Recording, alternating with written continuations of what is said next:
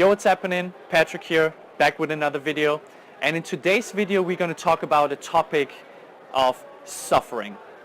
And I will present you how little decisions can lead you down a road of either lightness or darkness. But without further ado, let's crack right into this video. Suffering and pain is an inevitable part of everyday life. And to a certain degree, we can even argue that the way we will deal and cope with suffering is the very essence of life. In this video, I will discover with you the underlying principles of how suffering works and how we can choose to make little decisions that lead us down a path of lightness instead of darkness, a path that is represented by figures like Nelson Mandela, Mahatma Gandhi, MLK, and not a path that is paved with people such as Elliot Rodger, ISIS, or the personified evil. Now let's discover a little bit what suffering is all about. From the evolutionary psychology perspective, we can tell that suffering is a function of your nervous system. Suffering will simply pick up on little cues from the outside environment and see what is threatening, what is not threatening, and will then make your body react with either fleeing out of the situation, fighting off the intruder, or freezing. Now, from a different perspective, we can go with the psychological or neurological perspective. In the pain overlap theory, we postulate that the cingulate cortex, a part of your brain, is registering suffering. And it doesn't matter if it's emotional distress or emotional pain, or if it is physical pain, real pain. It doesn't matter.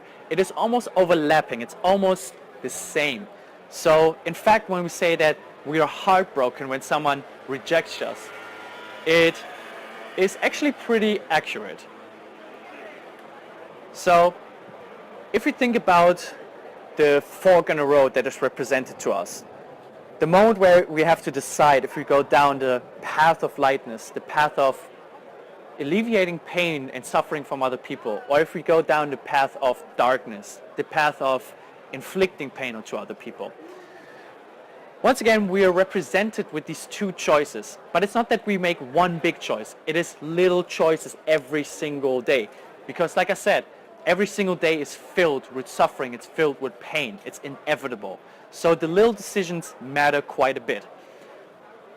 Now let's discover the path of darkness. Like I said before, this path is going down a road that is really self-destructive and destructive to others. It is paved with examples such as Charles Manson, or school shooters such as Elliot Rodger, or terrorists.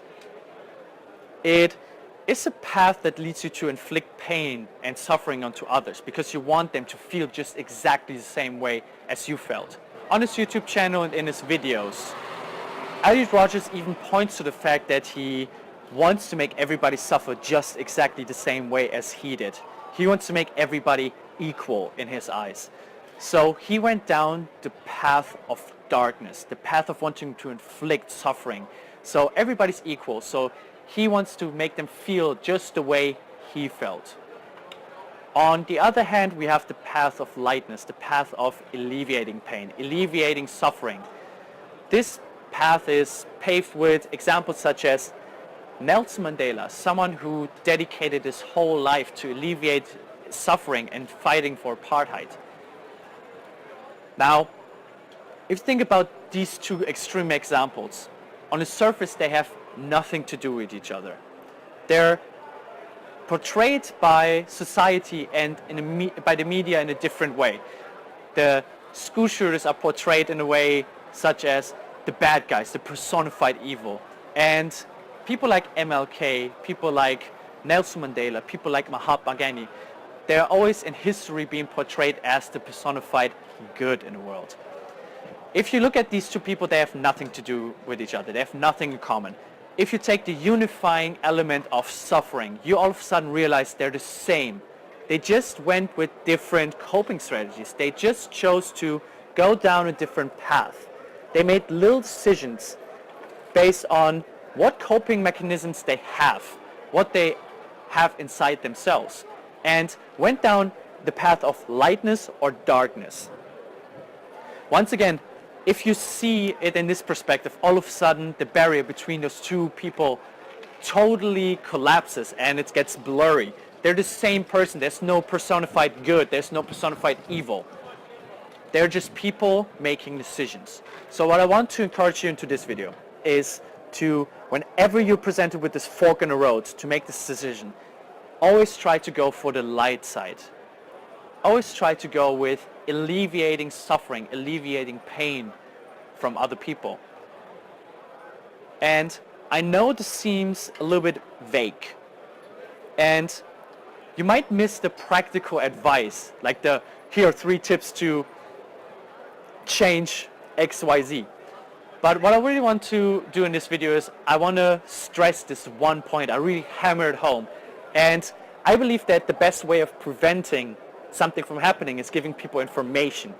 As soon as people are presented with information, presented with knowledge, once again, knowledge is power, what Nelson Mandela said, they're able to rise above their circumstances and choose a path of lightness instead of the path of darkness. They don't feel overwhelmed with what is going on in their lives. They all of a sudden feel they are in control. So in later videos I might give practical advice to this topic, but for now I just want you to be aware of those little decisions that you do day by day and really focus on choosing the one path over the other, realizing the fork in the road. I hope this video was informative for you. It was interesting and you learned something out of it. And I would love if you would shoot this video a like and subscribe to my YouTube channel to stay up to date with my uploads. And I'm going to see all of you guys next time, and until then, peace.